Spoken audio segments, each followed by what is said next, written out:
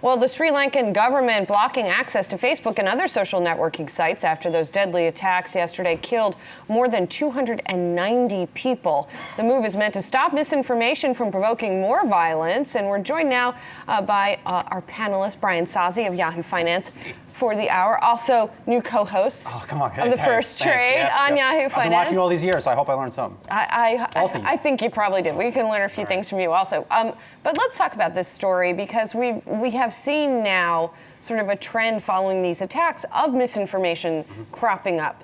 We don't seem to have this option here in the United States, though, to just shut down everything. But maybe we should. Dare I say that this is a good move by the Sri Lankan government to pull this off, until they have at least things under control. As you know, in events like this, whether it's uprising across the world, we've seen a lot of misinformation, a lot of fake photographs, a lot of fake videos. So why not try to grab control of the narrative until things settle down? Well, you just answered the question as to why people might disagree with you. Grab control of the narrative. I mean, if you look back at Weimar Germany and what happened when the Reichstag was burnt, that was a control of the narrative. But I'm curious, did they reach out to Facebook? Did they reach out to the corporations, the social media giants, to say, this is what we're about to do?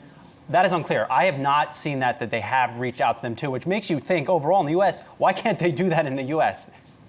Well, but at the same time, I mean, one of the other reasons to not do this is that when you have a crisis like this, you want to know that people are okay, and social media has become one of the big ways to check in with people, right, or to broadcast to people that you are right to a large group.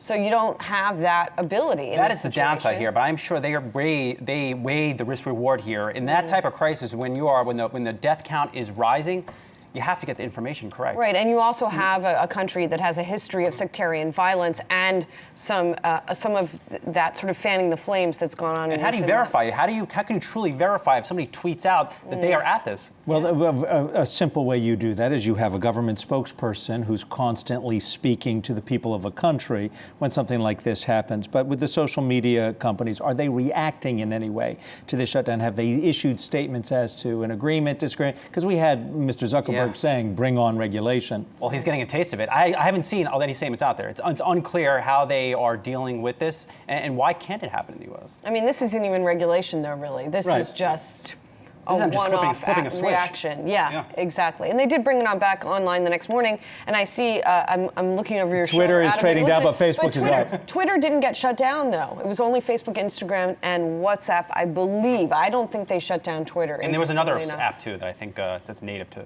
Sri Lanka. Right, exactly. So I don't know. We'll see. You know, unfortunately, there will be incidents like this again, and we'll see what the reaction is.